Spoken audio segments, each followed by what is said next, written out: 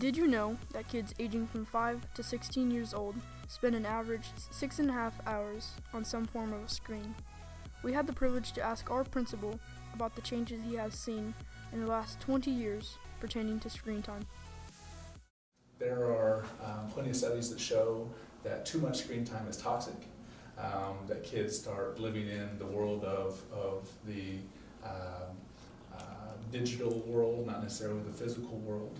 And there's also studies that show that it's also positive. So I think there's people on both sides of the coin, and I think that parents and the tweens and anyone else that's the schools have to all be thinking about what's best for you and your social development, and how do we integrate technology to help us do our jobs easier and learn better. So it's got to be a good combination of those two.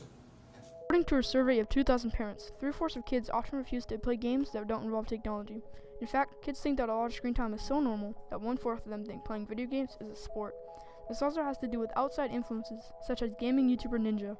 Obesity is one of the best documentary outcomes of social media exposure for kids.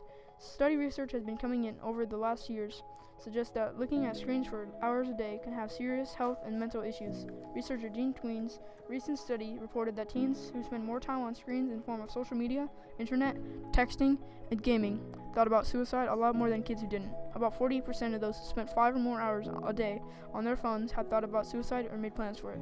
In fact, teens who spent more time doing sports, homework, socializing with friends in real life, and going to church had a lower risk for both depression and suicide. Also, parents could help by abstaining from using too much technology as well.